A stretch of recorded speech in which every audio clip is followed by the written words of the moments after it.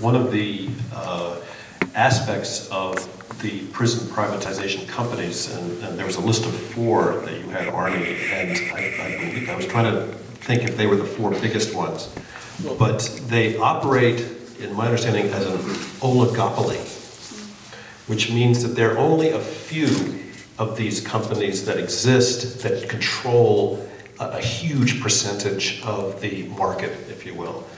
And that's characterized by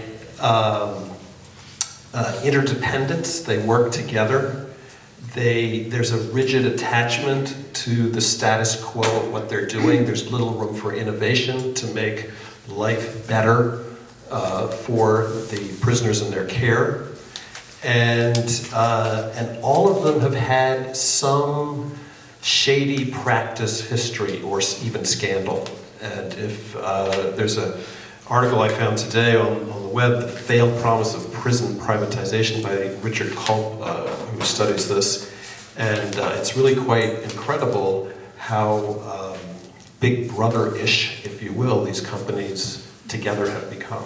So from an ethical standpoint, that's something that troubles me, because I'm not sure that at heart they have the people in their care, even if they have committed horrible crimes, you know, really in the forefront of their minds. I was going to say one thing else. What was that? I can't remember, so I'll ask another question. Somebody, red sweater behind. Hi, Eileen Flockhart. I guess what I'd like to talk about is the flip side of for-profit versus we take care of our own. You mentioned many prisoners with mental health issues, with drug issues, with the kinds of things that we've cut back money to deal with. So what can we do? We have to put them in prison. We've cut back on mental health care. They go to the emergency room. They don't know what to do. They end up in the prison. And it's, you know, it's just such an inhuman kind of thing. And then you listen to stories about where these prisoners are going to be moved. And I know that prisoners have families. And prisoners have families and kids. And they want to see their kids. I saw a remarkable program at the Laconia Prison. I'm on Children and Family Law Committee, and here were some men who were able to set up a daycare center, and their kids would come to visit for the day, and these guys were working their butts off trying to take care of the kids and do this right, and they were going to get out. And I wonder if what we want to be able to say is, I'm sorry, we're New Hampshire. We take care of our own. We know how to do this. Maybe we don't have a lot of money. We cut back on things, and that's stupid. But there's got to be a way for us to say, we know that if we do some mental health care right, if we do some substance abuse care right, we'll eliminate the number of people going into prison.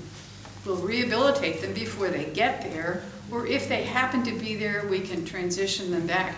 And, you know, I guess I'd like to, in addition to being afraid of Big Brother, and I say be very afraid, I think you almost need to put a little sign at the border of New Hampshire saying, I'm sorry, I can't come here.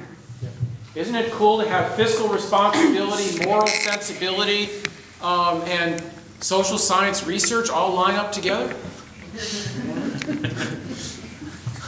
And that turns into a cultural question. Who are we as Americans, and how do we take care of our neighbor? And maybe, I mean, that can open up a whole lot of questions about who we really are and how we operate towards our neighbors. So it's a very complex question.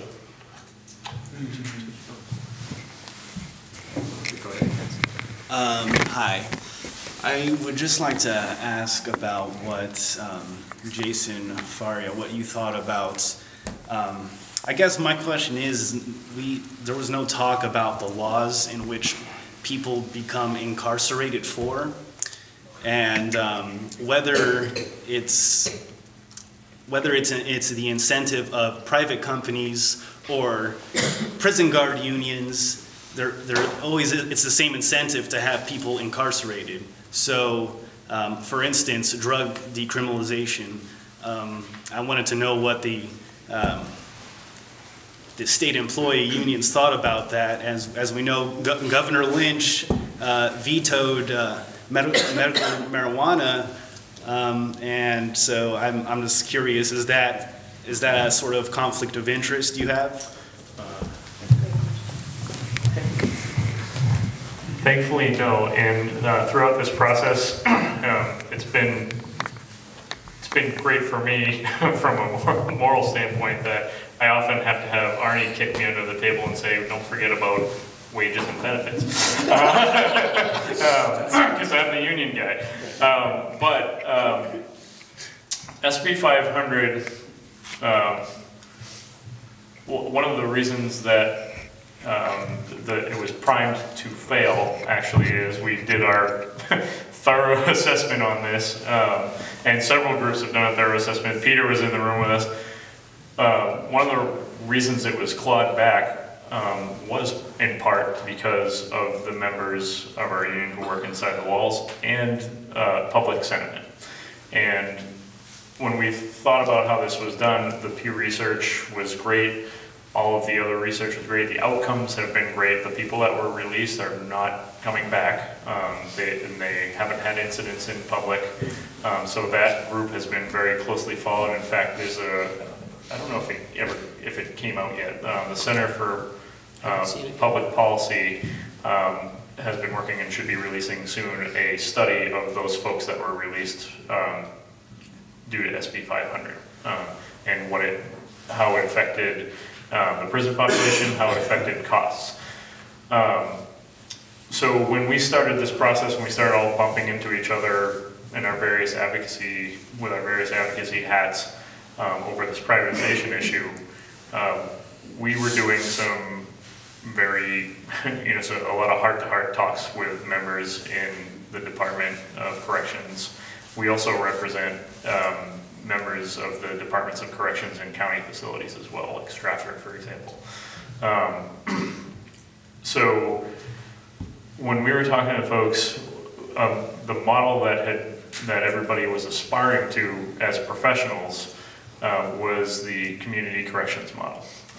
And in the 2 years before the legislature of irresponsibility, there had been established a community corrections department within the state. Some of the counties also have this. They've started it on their own. And then there was massive layoffs and that department never got staffed. Our members were looking so forward to having the opportunity to work in that department because of a million things, because it's a treatment model. They could be doing good things, they could be helping people in their community, because the community corrections model says, well, you're sentenced, that you've committed a crime, you've done wrong, you're sentenced to a community monitoring, I don't know what you call it, a term or something like that, but you're under, it's not even parole, it's intense treatment. You have treatment services, you have somebody who's checking in with you all the time, you're constantly monitored. It's actually more rigorous and exhausting for the person who's offended to be in one of these programs than it is to just be locked in a cell and left to their own devices learning bad behaviors from other inmates. Another thing that's being proposed this year, along with some of the bills that Peter was alluding to, is, well, there was a presentation given before the legislative session on drug courts. And this is something that can be done at the county level, and this is what was essentially being advocated. It would be great if the state could be taking this on as well on a larger basis. But drug courts, not only, they're called drug courts, but they deal with more offenses than just drugs. In fact, the more offenses you allow into the drug court, the better.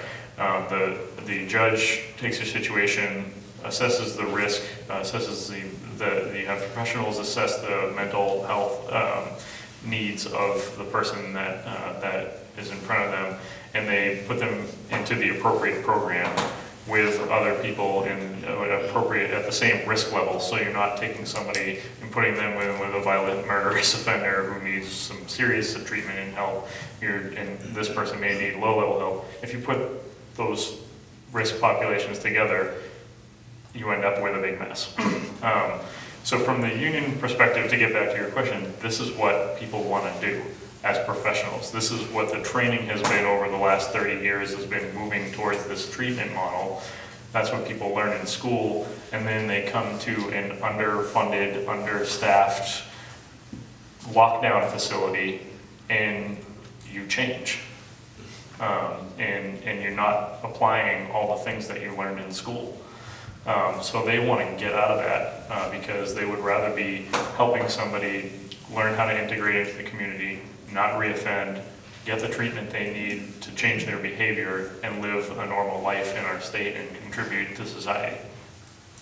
So folks wanted it bad. So when we took this advocacy position, I was in the enviable position of not always having to talk about, well, we got to have everybody's wages and benefits, and we need better. People really wanted to do good work, so I was given license from our members to just go ahead and advocate for the best possible treatment for folks in the community, instead of saying, well, if you close the prison or you take it out of the state's hands, we're going to be screwed. That was where that's where our folks were at. And the other thing is that once it goes into a private prison's hands, there's no good jobs anymore in that industry anyways. And just in answer to your question again, conversely, in terms of this interest other than the public sector employee interest in doing good work, if whether it's a leaseback or whether it's any other effort at privatization, rest assured, if a private for-profit company is present in New Hampshire in any aspect of prison operations, we will see the fingerprints of the lobbying arm of that group and promoting new laws to incarcerate people for longer times or for, adding new criminal statutes. I'm not saying that will happen overnight, but in states where laws have been promulgated to sort of increase privatization or increase the crimes that call for privatization, or you see the fingerprints of private for-profit prison companies advocating those kinds of laws. So that is of serious concern. If we're trying to reduce the incarcerated population as opposed to growing it, we don't want to touch privatization.